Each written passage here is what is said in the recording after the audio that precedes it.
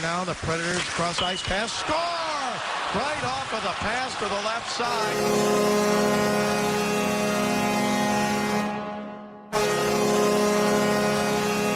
Hello, hockey fans, and welcome back to Off the Post. I'm your host, IIvtechII, and today we'll be covering the first game of the Stanley Cup Finals between the Boston Bruins and the St. Louis Blues. If you're listening to this on Spreaker, be sure to go to ChicagoLandSportsRadio.com. Get the TuneIn app so you can listen to that one. Also, be sure to follow me on Twitter at IIvtechII, as well as my Facebook page is the same as my Twitter, but add podcast at the end of that for any updates along the lines of that. If you're listening to this on any other platform like Soundcloud, or if you're listening on the Chicagoland Sports Radio, be sure to go to Spreaker and follow me on there. Just go to Off the Post Show, and so that's where I post all my stuff at there, then get transferred over. That's the main one that I'm going with. But I know I've been slacking on the podcast a little bit. Busy life, school, girlfriend, stuff like that. Don't really get paid to do this, so it's more of when I have time to do it. But I really want to get more into it. I was hoping to cover the Western Conference Finals, but with the weekend, I was gone for 4 days. All along the lines of that.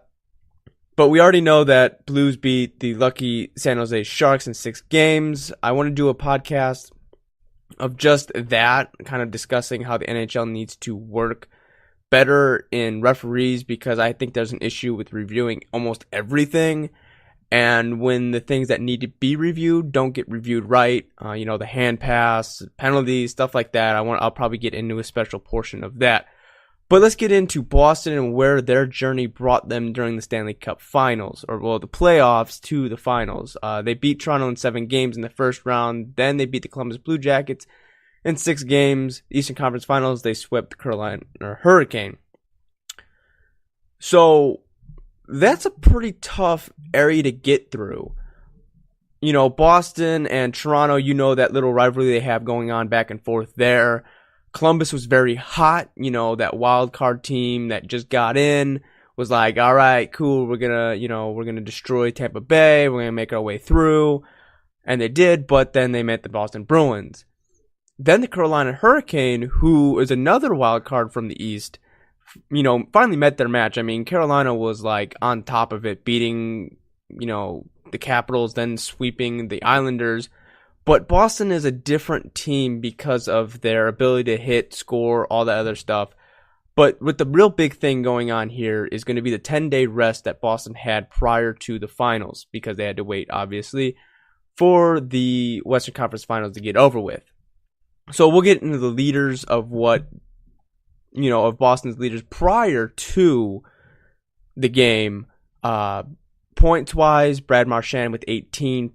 Patrice Bergeron at 8 goals, Brad Marchand 11 assists, and Zdeno Chara a plus 11 during the playoffs.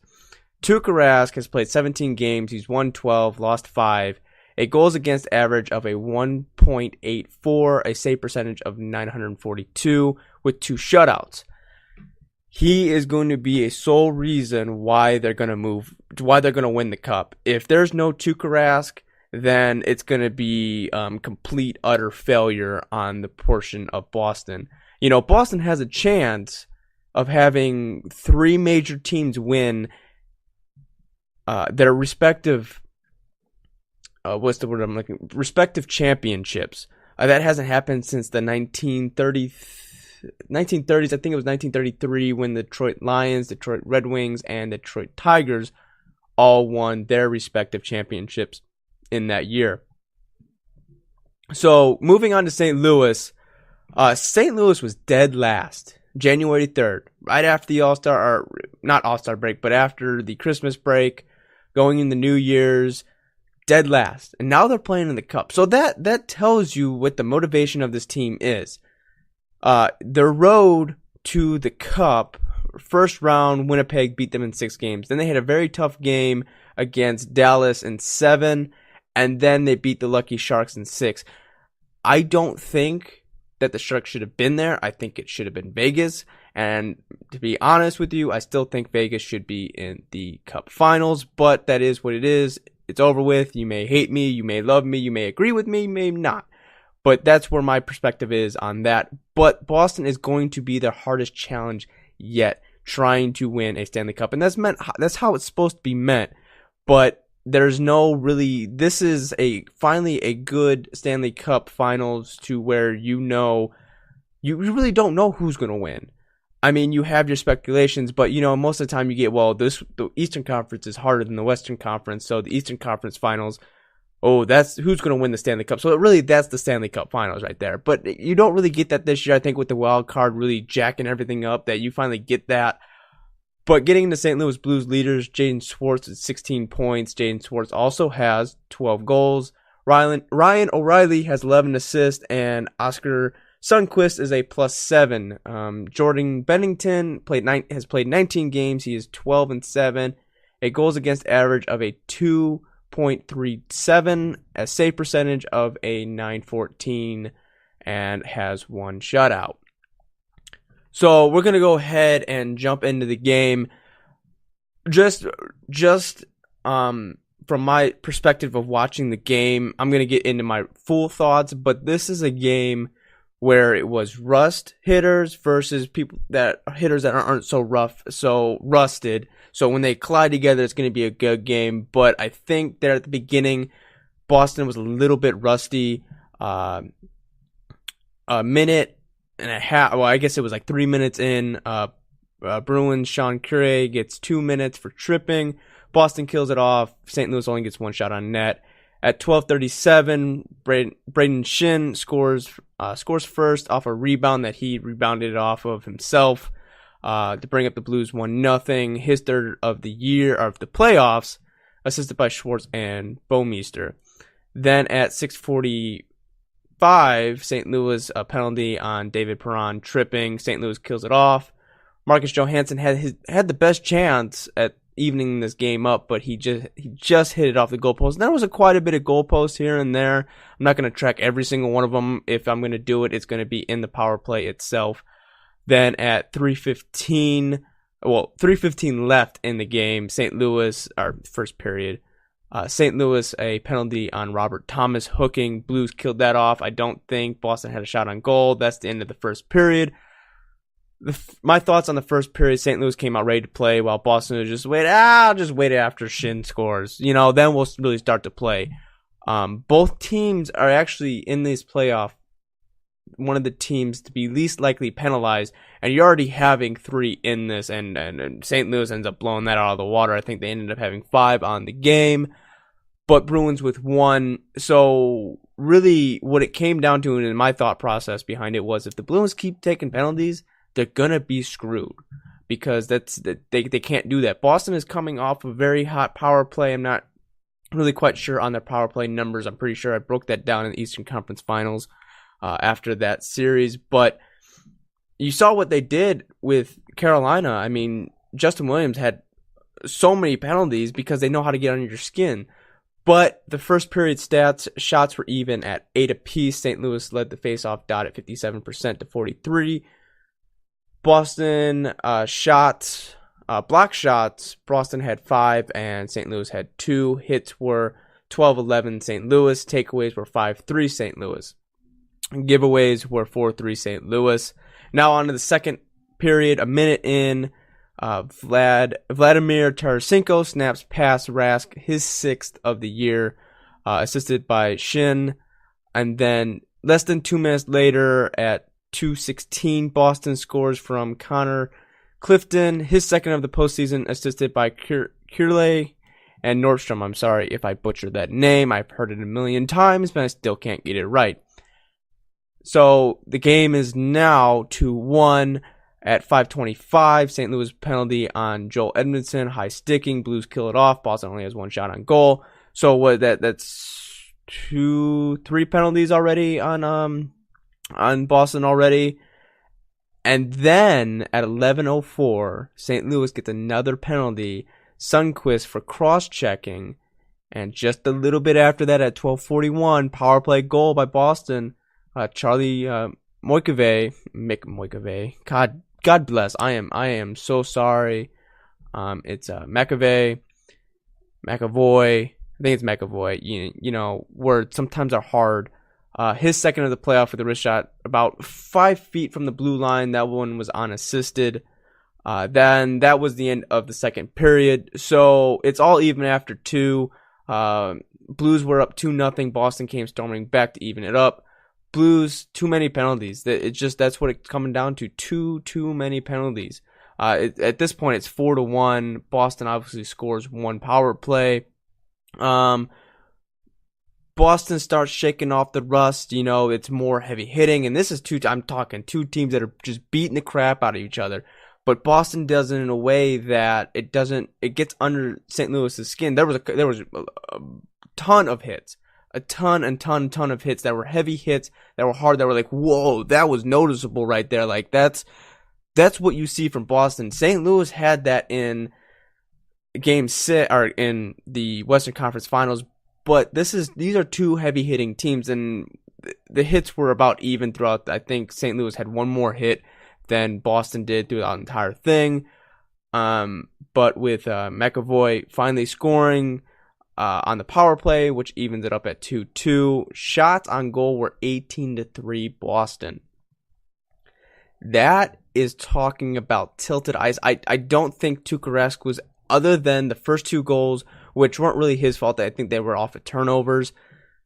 He wasn't tested. He was not tested at all. It was a very slow night for him. And I think that's a good start for Boston to not get him a lot of work. I mean, he has had 10 days off, but throughout the playoffs, he's the reason why Boston's at this point. And now Boston is needing their team to score points or score goals to get on the board and allow Tuukka Rask to kind of sit back and let the Stanley Cup fall into his lap. He's been that rock. He's been that person for them. Now it's time for the rest of the team to get on board. Like, hey, we got a great goaltender behind us. We're facing a rookie goaltender who's playing really good, but you have a St. Louis team who I don't think is fully put together. They are fully. Okay, let me retract my statement there. They are put together, but I still think that there's the chemistry, the puzzle isn't quite put together. I think, they're going to be a team to watch out for, especially if they keep Bennington around, if they don't make any stupid moves with them, contracts, anything like that. If they don't dismantle the team, they're still going to be a very good contesting team to make another Stanley Cup run. I mean, it's been 49 years since they've even touched the ice of a Stanley Cup Finals. Hits were even at 21 even. St. Louis still led in the faceoff dot, 53% to 47.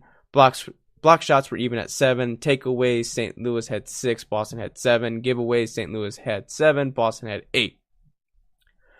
Like I said, this has been a blow-for-blow game.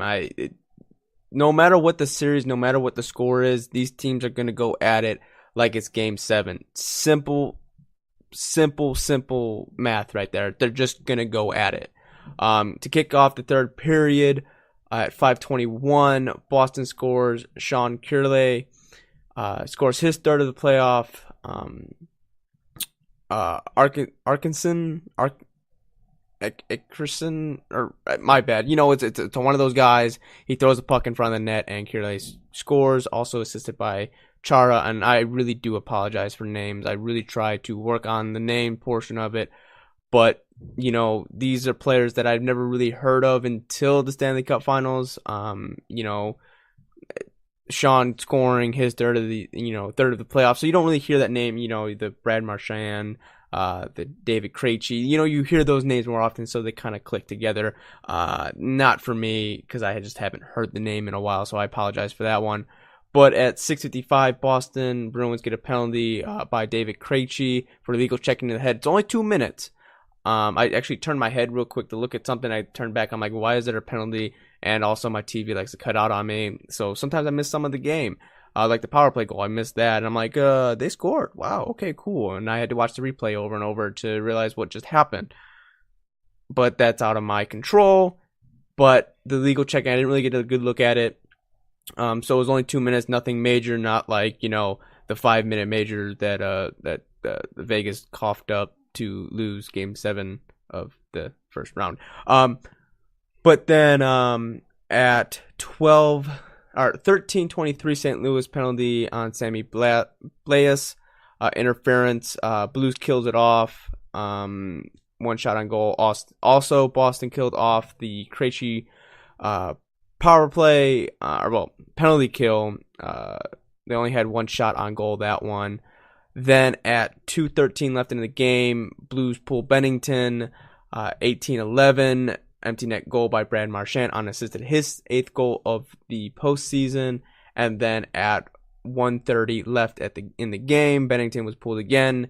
No goals, no nothing. That ends the game. So, looking at the rest of the game here, okay? So, St. Louis goes up 2-0. Early on them. And then Boston scores 4 unanswered goals.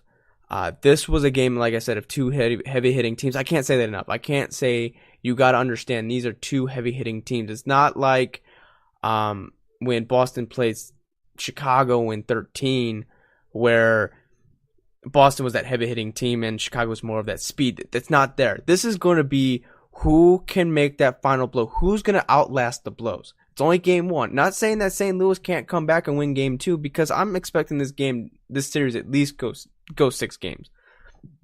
You have St. Louis, who has one of the best road records. Boston has one of the best home records. Just because, I mean, when you get to that portion of it, if you're winning a lot of games, and you know, when you're the top dog in your bracket, and you're winning those, you know, game 7s, game 6, games 4, you know, along the lines of that, you're going to have them more wins in the home side than you are the away side. Unlike St. Louis, who was towards the bottom of their bracket and had to face teams that were higher than them. So they were really good on the road. That's one good thing about St. Louis. I don't think this is going to deter them. I think they're going to look back and go, okay, let's rethink everything here. You know, they're heavy hitting. They like to get under your skin, but we can't let that happen. That's the main thing St. Louis did wrong, is penalties. That's the worst thing that you can do, is take all those penalties. You can't take penalties like that. Now, Boston, you know, they only cashed in on 1, and they had 5 power play opportunities. They only cashed in on 1. That tells you a little bit that St. Louis actually is pretty good at penalty killing. You know, you can look at it and say, well, the rest of the teams they played, the penalty kill wasn't that good. Now you're facing a team that has pretty good penalty kills. You know, they can kill the penalty pretty well. But there's a fine line between it. You cannot take 3 to 5 penalties a game, because that's a lot of time. I mean, 5 penalties equals a half a period of play of nothing but the ice, the puck on your end of the ice. And you know, one of those things. It's gonna happen, but you can't let that happen. You can't. It's just one of those things. You gotta sit down and say, hey, we can't let this happen. No way are we gonna allow us to take this many penalties. Now you can look at it from a even amount of what's the word I'm looking for? You can look at it on an even playing field and say, well, you know, Boston probably converted some penalties, and that the refs didn't call. You're right. And with new refs, new sets of refs, you know, however they're gonna cycle in and out, you know, you're gonna get that one game where it's probably gonna even itself out. But St. Louis has to do it the right way. I mean, there was a couple tripping calls, hooking calls, those little itty bitty, I'm trying to go for the puck and I miss and I hit your skate, you're going down. It's not like a cross-checking to the head. You know, it's not those kind of penalties. I'm not saying they're good penalties, but they are penalties where you're trying to go after something. You're trying to go after the puck. Hooking is one of those where the guy gets ahead of you and you just kind of hook him a little bit, like, don't go too far. But you know, that happens.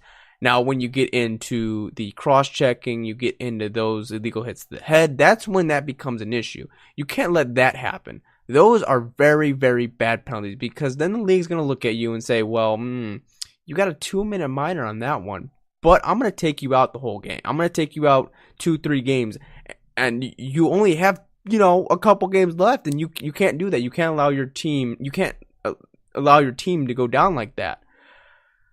So Boston is very good at getting under people's skins, and St. Louis needs to learn to back off. But Boston outshot St. Louis in the second period 18-3, and then 12-9 in the third. Now, it's not that bad in the third, 12-9, but still 18-3. in the second period. You're talking almost 2/3 of the game, the ice is completely tilted and you can't get the puck out of your own zone. So you're expecting a rookie goaltender who faced 37 shots to stop all of those when he's just getting onslaughted with, shots. And a couple of them went off the post that he never saw and got very lucky on. So the score could be even more lopsided than it is. Now, did he give up an empty net goal? Yes. I mean, you have those kinds of things that don't count against him, but still, there's 3 goals he gave up when you're ahead 2-0, and that's something that St. Louis needs to learn is once you're up there and you're putting pressure on, you can't stop that. You have to keep pushing that pressure on them. You got to keep going, you got to keep going, you got to keep going, you got to keep going. You can't let yourself fall behind. Unlike Boston, who was rusting, you could say, well, they were rusting and they're just kind of getting into the rhythm, and they got in their rhythm and they just took off like a jet. They're like, boom, here we are. Come and stop us. And obviously St. Louis didn't. So we're going to go in the game recap here. Shots on goal, St. Louis had 20. Boston had 38. St. Louis was 46% on the faceoff dot. Boston was 54%. Boston was 0 for 2 on the power play. St. Louis was 0 for 2 on the power play. Boston was 1 for 5 on the power play. St. Louis 10 penalty minutes. Boston had 4. Hits, St. Louis had 33. Boston had 32. St. Louis had 7 block shots. Boston had 12. Both teams gave the puck away 10 times. 3 stars of the game were Sean Kirley was number 1. Marcus Johansson was number 2. And number 3 was Connor Clifton. Tuukka Rask was 18 for 20 with a .900 save percentage and 2 goals against. Bennington was 34 for 37, a .90-19 save percentage with 3 goals against. So when you break things down, when you look back at, Bennington faced 37 shots. That's 17 more shots than Tuukka Rask did. Tuukka Rask, that's light work. 20 shots in a game, that's light work. And especially, with blocking shots, Boston only had 12. I mean, if you kind of look at it, maybe 4 block shots per period, but no one's getting in the way. So that means that everything was tilted one way. And, Boston had very good forechecking, caused a lot of turnovers. I mean, turnovers were back and forth even. I think in hockey, it's very hard to just determine a giveaway and a takeaway because, anything could happen to no one could touch anything. The puck go bouncing over someone's stick and be like, oh, well, that's a giveaway or that's a takeaway. It's one of those, it's kind of hard to distinguish a turnover, especially somehow the way the puck bounces and along the lines of that. Also, Chara went out towards the end of the game. He blocked a shot. It hit him, and I believe, I'm looking at it, I think it was in the right forearm, palm side there, your back of your, forearm there, caused him to bleed. Didn't hit any of his glove or any of his jersey, but I think he'll be fine. I think Marchand went out too. I'm not quite sure on that one, but that's going to go ahead and wrap things up. I hope you enjoyed the recap. Next podcast, I'm going to do like a 5 to 10 minute short podcast. I'm going to talk a little bit more into depth of what each team really needs to do to, when you look back at all the stats and everything, like, okay, this person needs to do better here. This line needs to do better. This is what needs. I'm going to really break the game down and kind of give a brief description on what needs to be done. That podcast won't go on Chicagoland Sports Radio just because it won't be long enough. This is more of a matchup, more of a game 2 review. Really get in depth of what both teams need to do. Blah blah. After that, like I said, be sure to follow me on Twitter at IIvtech as well as on Spreaker and SoundCloud. Be sure to like my Facebook page, IIvtech Podcast. That's IIvtechII Podcast. And remember to go to ChicagolandSportsRadio.com on the TuneIn app and as well on Facebook. Be sure to leave your comments, questions, concerns, improvements down below. Enjoy the rest of your day, rest of your evening, whenever you're watching this, and hopefully catch you in the next podcast.